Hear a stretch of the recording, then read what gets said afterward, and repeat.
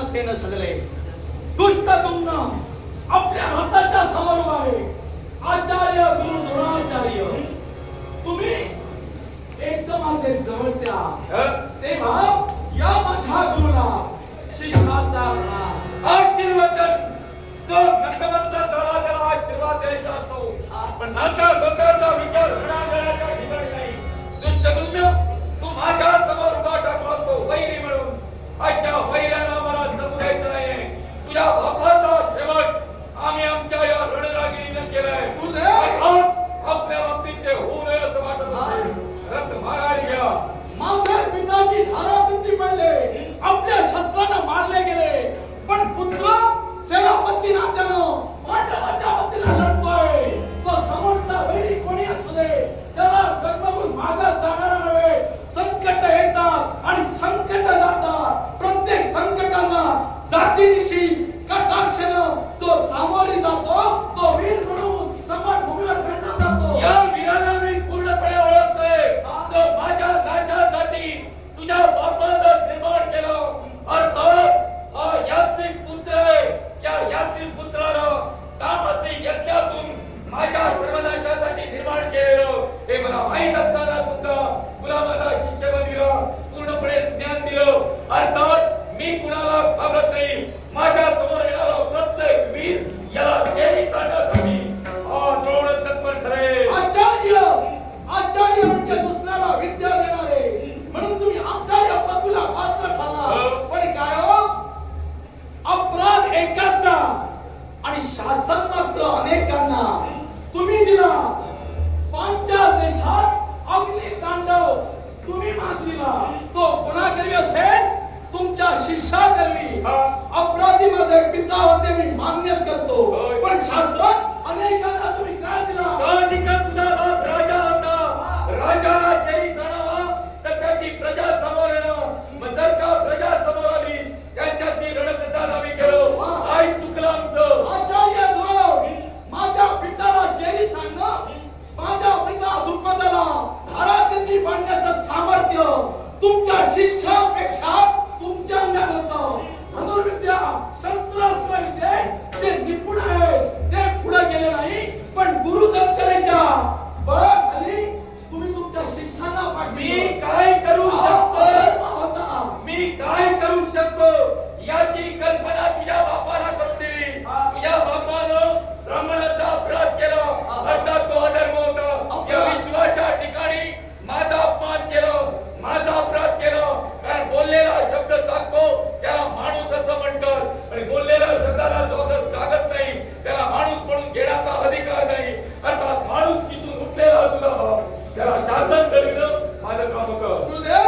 अपराध तुमचा झाला असं तुम्ही म्हणता, पण दयेसारखा धर्म नाही आणि क्षमेसारखा दैवत नाही.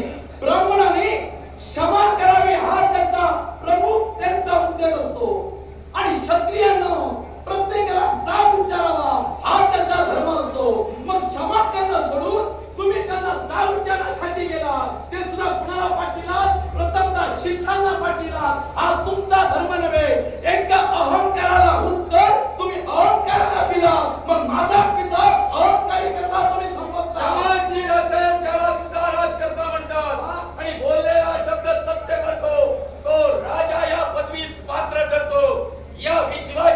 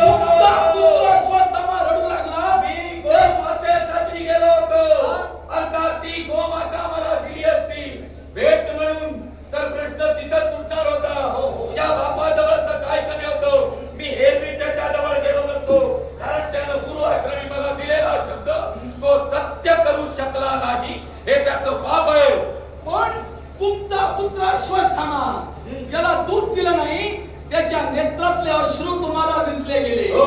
पण रणभूमीवर निष्पापांचा बळी गेला.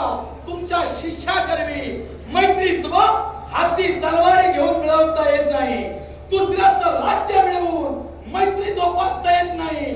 पांचाल देशाचे 2 तुकडे केला, उर्वरित भाग माझ्या विद्याला दिला आणि आमचा अर्धा भाग तुम्ही मिळविला. आणि म्हणालात आता मी तुमच्या बरोबरीचा झालो, आमचं राज्य घेऊन तुम्ही कसे काय बरोबरीचे झाला? साहजिकच या विश्वाच्या ठिकाणी जो आक्रमण करतो आणि विजयी ठरतो तो पण असतो, विजयी असतो. विजयी असतो. मग मिळालेली संपत्ती जो विजयी ठरतो त्याची आहे ना, मग स्वबळावर शिष्यांच्या जोरावर तुम्ही दुसरं राज्य निर्माण करू शकला असता. तेवढं सामर्थ्य तुमच्यात होतं. हरिहर ब्रह्मादिकाला खाली उतरणं हे तुमच्या मंत्रात होतं. कारण ब्राह्मण हे मंत्र त्यांच्या मुखात असतात आणि मंत्र जिथं आहे तिथं देव नमतात. शिवाय तुमच्या पुत्राच्या डोळ्यातले अश्रू तुम्हाला दिसले. पण रणभूमीवर आंधळी वृद्ध स्त्री, ती आंधळी वृद्ध स्त्रीचा एकच पुत्र, पांचाळ देशात आंध्र स्त्रीचा एकच पुत्र रणभूमीवर तुमच्या शिष्याकरवी मारला गेला. आणि ही वार्ता त्या आंध्र आईला कळाली. सांगा तिनं कुणाकडे जावं अश्रू पुसण्यासाठी? या